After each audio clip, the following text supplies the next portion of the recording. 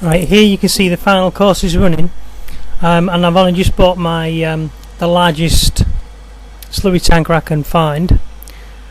Often I just park them here. I think this tank should work better actually, because it has got a drive shaft there. That black shaft sticking out is the main pump that you connect your tractor up to. It's sticking out where the two yellow dials are for the valves. Then there's the black pump, and obviously there can also be electrically driven pumps. This tank is full, and one of the things I wanted to see was that it's not in the way, this vehicle isn't in the way when it stops here. I usually drive this one in manually, but a course could be made to drive them in. It's quite tight in this BGA because there's only two entrances, and they're very tight. They've got little stick, those where that red car's just passed, yeah, and again now on the other side of the road, between either side of the road, you can see those little sticks. Watch this car coming towards us. There, those black and white sticks sticking up, they don't break off. They're quite solid, and any hit. In fact, when I was driving this vehicle here, I bumped into that one near the bush. So I just reversed out of that situation and continued on the course all night because it was recording right at the end. If it doesn't drive the vehicle, sometimes when you have these little crashes, it does make the thing crash, and other times it doesn't. Sometimes it just drives past them. Now the interesting thing about these two tractors that are filling this BGA facility, as you can see, it must be full, because both the tractors are sat there waiting, and I think it's because perhaps this is full. As you can see in the fill level is 500,000 in the tank, 500,000 gallons or litres, whatever it is. I think it's in litres, 500,000 litres, and it's 100% full. So if I was to use this slurry tanker to siphon off some of this thing, I think I'll wait until the next time the vehicles come round again and just tell you some more about these courses while I'm waiting. The first is, when I first set up these courses, it depends on how fast you're going to be using stuff and if you're going to enjoy playing the map. I don't always go to both ends of the same bunker at the same time, but there's no reason not to be using the front of bunker 1 or 2 or 3 whilst you're using a different bunker at the back end.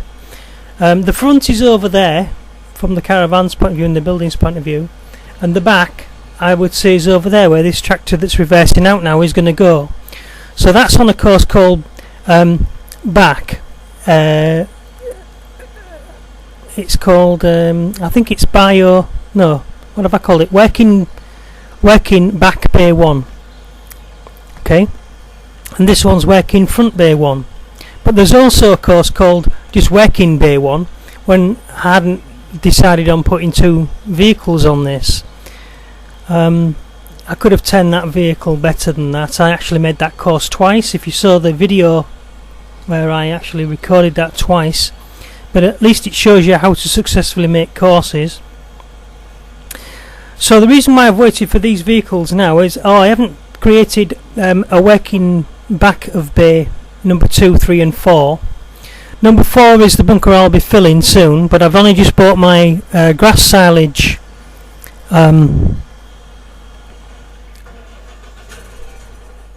oops, there it was. My grass silage, so to cut all this swathe of grass that I've got right down behind the dairy over there in the distance, all this is going to be cut. So whilst I'm waiting for the canola to grow, then I'll buy another one of these, but they're just about £500,000 a piece.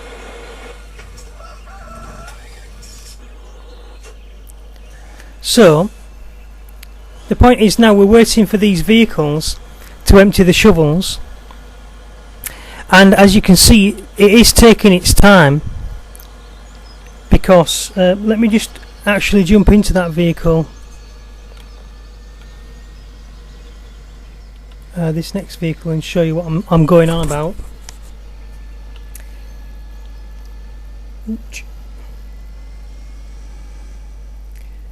And of course, because this is full,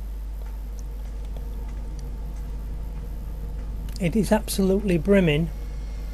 You can see that the there's usually 2 screw thread things here, but you can only see the top one. And the point is that look at how slowly, 74%, 73%, usually that empties in one fell swoop. So I'm thinking that it's because this slurry tanker bunker is full. So now if I refill this, or fill this, it'll create some room in the slurry tanker. 12%. This I think it holds something like 200,000 litres or something. Let's have a look.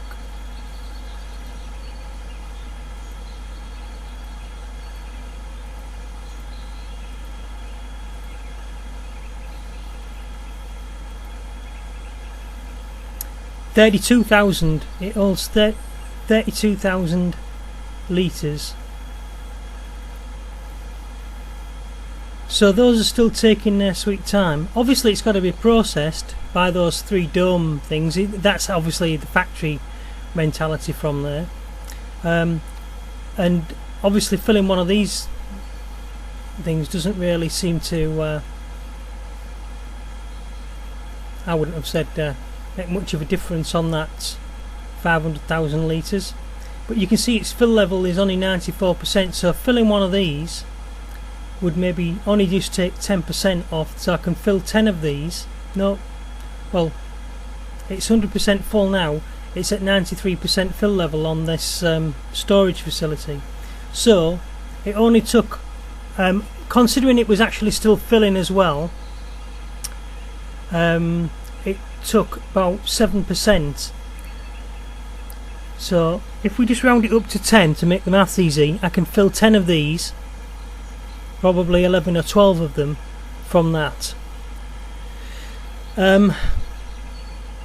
You'd need maybe 2 at least of these. I would maybe buy 3 just for a laugh, so I've got plenty, keep them all filled up, and not obviously park them in here. But I have got other bio facility bays that are massive, and they've got plenty of parking area as well, so you keep these filled and then you just let whichever field worker take them, and he'll arrive and stop and wait in the BGA facility. And then you just if you're working in this BGA facility, especially on one of my multiplayer farms, your job is, if a tractor comes in and stops in this place, you connect up one of those slurry tankers and send him on his way.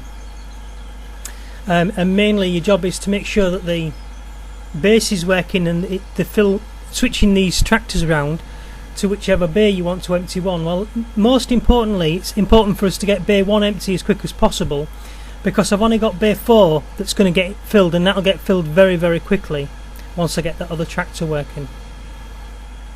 But I'm not really too fussed about it right now. I've stopped all other production. I just haven't continued on production of other things, but this proves to you that you can actually have more than one facility working, more than one vehicle working in the BGA plant on Courseplay. I would have also liked to have shown bringing in the silage to bay 1, but I ran out of silage. I did have my trucks filled, but I went over and filled up the farm's BGA as well, which is another thing you can do. You could bring over a bucket load of, or you could even load up a tipper truck, and then bring the silage, the ready-made silage, the silage, not the chaff, the brown stuff that's in those silos now, the finished material, and just tip it straight in that bunker. And this is my point, is the argument for not having the large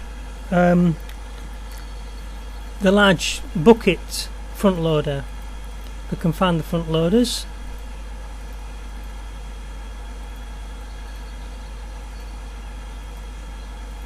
There it is. Not having one of those. The point is, they're a waste of time. They're awkward to use. They can't use them for anything else. They don't pull any other vehicles or trailers along, usually. Even if they do, they're no good at it because they've got this weird jackknifing effect, which isn't. They don't work like that in real life. I've driven one of these, and they don't jackknife like that. When you turn, it's to do with the rotation of the wheel, and the steering motion comes basically from the back wheels to turn the front, whereas when you turn this, as you can see, it basically tries to fold in half. That wouldn't work because effectively, whilst you're thinking it's just moving sideways, those back wheels are also moving further away from the hitch point, so it's pulling that trailer towards itself, but in this case it's not really working, just moving this trailer sideways. So they don't work like that. There's something wrong with the mods and all of the ways that these things work. You know, it's basically that thing that when you touch the steering, it goes over all the way 100%, and really it should go in increments. If I just turn the steering a little bit, but that's not the only issue. It's the issue that it folds. Its actual point where it steers at is in the centre, and these centre steering vehicles don't quite steer like that. When they steer, the front wheels go around, and they don't really change position until you've gotten through the turn, because it works on wheel rotation as well. So as you roll forward, then it turns, but you can't do it slow enough on this because it's too violent. As soon as you try to steer, it just quickly snaps over. Anyway, so those are wrong. I don't like those other vehicles fulfilling those shovels, the shovel front loaders fulfilling the BGA. Whilst everybody seems to be using them, they're not even necessary, because even just working with one tractor on this facility is enough to have that standing still full, and that's why I don't even need now this tractor on anymore. So soon as he's stopped, as soon as he's emptied, you know, I'm gonna stop that vehicle and take him back to his farm work. He only came in just to give us a hand. So unless your BGA can be speeded up at all and produce its liquid faster, you don't need anything more than a 3,000 litre shovel. Even a 2,000 litre shovel working this bay can have that full, you know. So there's a rate at which it produces the manure, and obviously the biogas as well. This manure is liquid manure is a sort of like a side product of that. I don't know how it makes liquid manure from silage, but that's one that has not been explained to me. That doesn't work like that. Literally, it might not be liquid manure. It might be the actual silage broken down to its liquid state, but it's only still talked of as liquid manure, and it looks like liquid manure, but I think it should be a different colour in the game. It should be another colour, another shade of brown, to show that it's a different type of material other than liquid manure, because it would be a silage byproduct. Anyhow, no need to have the big front loader shovel is what I'm saying, because even the 3,000 litre shovel, once it's got that bunker full, it slows right down, even when this is empty.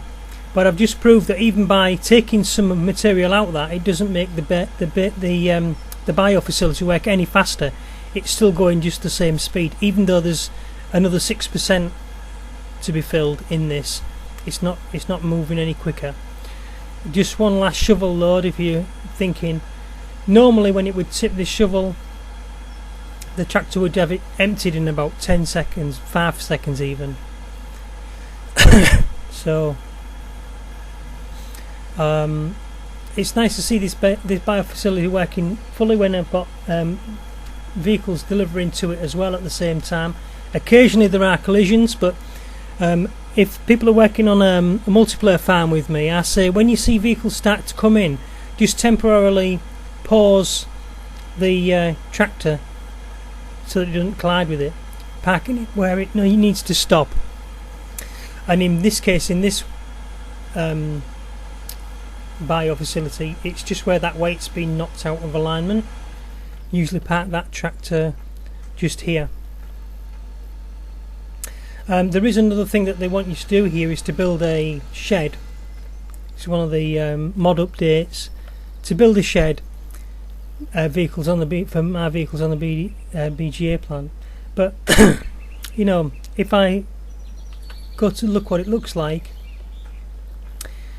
it's going to be in the way, and I wouldn't put it there, to be honest with you.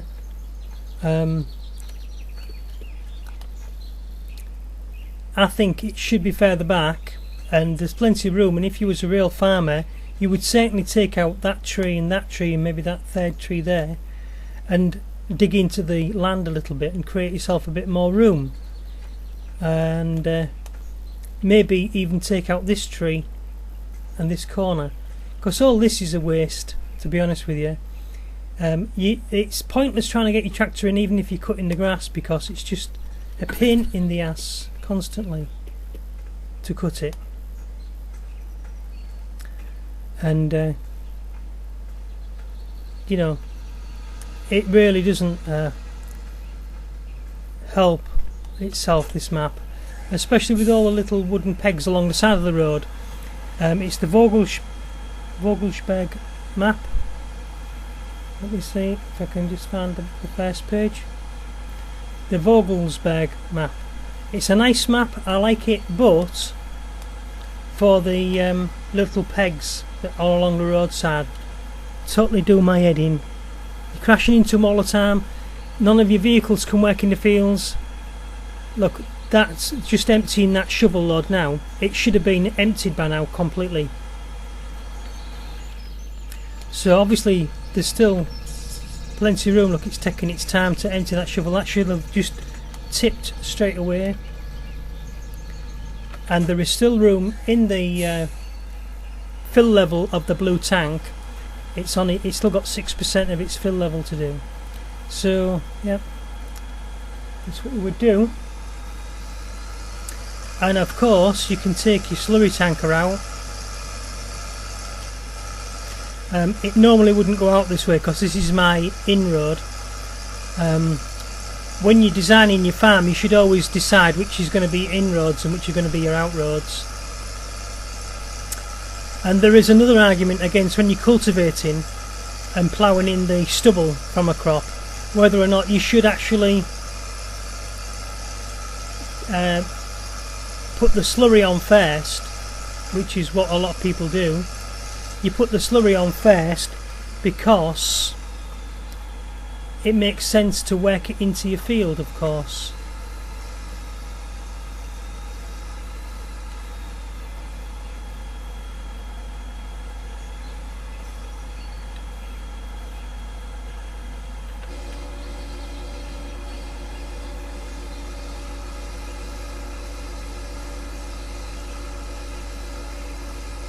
And sometimes what I do is I record a course. That shouldn't happen, should it? I should now be damaging my unit. And the reality of it is, most of the other tractors on this farm would not have the power to pull this. You need something literally as heavy as or heavier than the item, or else it won't have the traction. It doesn't matter whether it has the most powerful engine in the world. If it has the most powerful engine, all that means is it'll just spin the wheels because it hasn't got the weight. It needs more traction area. So when you're looking at selecting a vehicle for a certain job, really you want to look at how much tyre area you've got on the ground. This vehicle can also really, it wouldn't be able to pull it with these treads on either. I wouldn't have thought so. It would be able to move it on a road surface, and it would be able to move it on a when it's empty, and maybe full on a road surface when it's got tarmac, but certainly not on a field. I don't think it'd be able to pull, because it would just be too heavy to pull. Its back wheels would sink into the soil. There's no soil strong enough, perhaps even heavy clay, but if it was wet then you'd get wheel slippage. So you have to gain more traction, and the way to do that is with this vehicle. The yellow vehicle there can now actually go 2s up on its wheels, so it's got 4 sets of wheels. But then you would also have an extra weight that you could put on the back over the rear axle, and to pull something of this size and weight